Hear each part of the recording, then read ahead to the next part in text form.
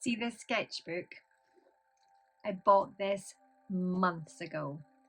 It is expensive, beautiful, and it is still completely wrapped up. And I still haven't used it, not because I don't want to, because I'm scared. I'm scared I'll ruin it. I'm scared I will mess it up, and I'm scared that the idea that I have for it in my head is not going to translate into the pages. And I realized something within that. I think a lot of us buy art supplies because buying art supplies feels safe and starting creating feels vulnerable. And honestly, I've even been procrastinating on recording this video, which is deeply ironic considering this video is about why we avoid actually starting the things that we deeply want to create. Because if you have ever spent weeks researching supplies, adding things to Amazon baskets, bought beautiful sketchbooks, watched endless art videos, but not actually sat down and started, just want you to know you are not alone. And the interesting thing is, I don't think it's laziness.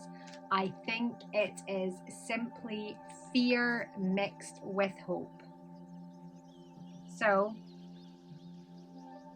get cozy, grab a cuppa, and let's talk about something magical. Buying feels like progress. I think one of the reasons that we keep buying so many art supplies is because it gives us a little mini high, that little dopamine hit that we have done something productive. It feels exciting. It feels organized.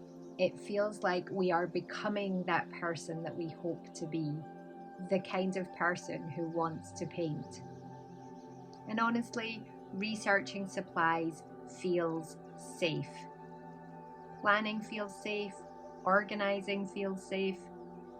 Because all those things make us feel like we are doing something useful without that risk and vulnerability that we might get it wrong when we actually start. And it's easy to plan and prep and avoid risking failure. And I do this too, all the time. I still do it now. I spend hours researching paint, looking at sketchbooks, organising my supplies, and I convince myself that I am being productive, while I'm just completely avoiding the scary part, which is actually beginning. And I think adults in particular are very good at this because for some reason, preparing feels responsible. It feels organised and it feels like an adult job. But the actual painting part, the messy, creative, playful part, somehow we just treat that as optional.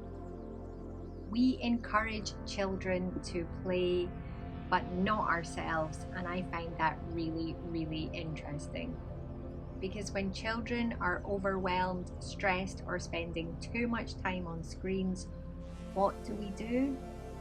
We encourage them to play, to create, to build, to use their imaginations, draw, colour, Play-Doh, Lego, all of these things. We are encouraging our children to create imaginary worlds. Instinctively, we already know that creativity and imagination is good for humans. We know it helps emotionally. We know that it helps mentally. We know that play matters. But somewhere along the way, we as adults stop believing that all those things relate to us. We start believing that things have to be productive, useful, organised, perfect, profitable, and creativity becomes something that we have to earn later instead of being something that we deserve now. And honestly, I think that's a little bit sad, because lots of people out there don't need more art supplies. They need permission to play again. And sometimes I think we're not buying art supplies, we are not buying paint, we are buying a dream image of our future selves. A fantasy version who sits and paints quietly every morning with a cup of tea, who fills beautiful sketchbooks, who has a cosy creative corner, and spends peaceful evenings creating art instead of doom scrolling on their phone. And honestly, I think that version of ourselves is real, and I don't think we're silly for imagining it, because I think a lot of adults deeply miss creativity. We miss play, we miss using our imaginations, and especially after years of work, responsibility, caregiving, stress, being productive all the time, and just surviving. It feels like maybe this is the final version of me that actually starts. And that's quite emotional when you think about it, because I don't think we're buying more art supplies because we want more stuff. I think we're buying a possibility. But the problem is this: the fantasy version of ourselves doesn't appear from just buying art supplies alone.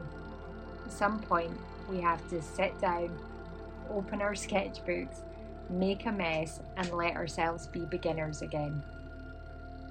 And some of my favourite creative painting moments haven't been the big masterpiece finished paintings. Sometimes it's just been sitting with a cup of coffee and doodling some tiny mushrooms in my sketchbook for 10 minutes. That's exactly how the mushwoods were born. Or painting messy little backgrounds with no pressure for them to become anything important. I have developed my signature style through just doing that. And I think that's something else that we forget as adults, that being creative doesn't have to be big and impressive or perfect. Sometimes the point of it is just simply that you sat and made something, that you spent half an hour being curious like a child again instead of being self-critical. So I always encourage you to experiment and play and take any pressure off yourself, because that's where the magic happens. And then there's the fear of ruining our beautiful, fantastic, wonderful supplies, especially the expensive ones. I think so many of us have an emotional attachment to some of our beautiful, expensive art supplies, and we almost treat them like they're too special to use. And it reminded me of when you were little and you would get a special party dress or a piece of jewellery or a pair of shoes, and you would save them to only be used at special occasions. Because you were so scared of ruining it, you barely wore it, or you were too worried about damaging it. It wasn't okay to be part of everyday life. And then one day when you did have the confidence, the dress no longer fit, the jewellery was tarnished, or that thing that you had been saving onto so much had expired and didn't get a chance to be enjoyed. And honestly, art supplies are exactly the same. Pens dry up, paper's yellow, paints go hard, brushes deteriorate, and they were meant to be used, not protected forever. And if you need permission to use your beautiful art supplies, then I am giving you permission right now just to get them out, pick them up, and start using them. Make bad art with them, make messy art with them, use them. That's what they were created for. But the fear isn't really about the art supplies. I think the deeper truth is this. Most of the time, we're not worried about wasting art supplies. We are worried about what beginning might reveal. What if I'm not good enough? What if I fail? What if the thing that I'm imagining in my head never looks exactly how I pictured it on paper? And those fears can become so big that we stay permanently in preparation mode. Buying, planning, watching, preparing, but never beginning. And honestly, the sketchbook that I showed you at the beginning, the reason I haven't used it yet is I have a very specific creative idea in mind for this one. An idea that I care deeply about.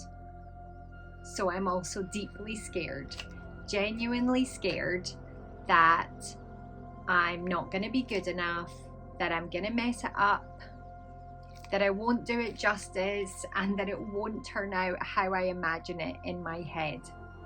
So if you do this too, please know that I genuinely understand. I do it myself, and it's something that I'm still battling with too.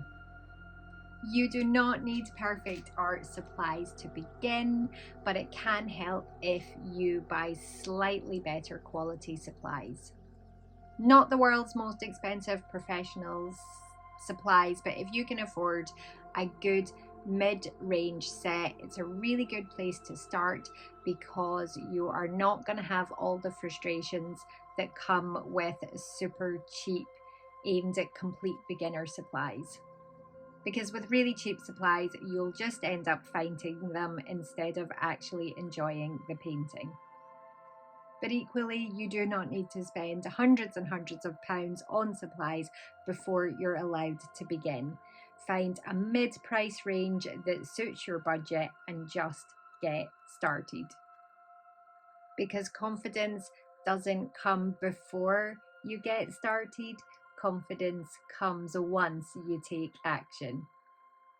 So maybe the real reason we buy lots of art supplies isn't because we're lazy or wasting money. Maybe it's because part of us genuinely wants to create. Part of us wants softness, play, creativity, imagination, peace, and wonder. We're just scared to begin. But supplies were never meant to stay perfect on the shelf. They were meant to help you explore. They were meant to help you play. They were meant to help you make messy, magical things. Maybe in the next video we can talk about how to begin again creatively. Not perfectly, not professionally, not with any pressure to be good at it, but just how to begin, quietly, softly, like giving ourselves permission to play again. And maybe next time, instead of researching for another 3 weeks, we just open the sketchbook. So remember, just relax, play, create, and you will make something magical.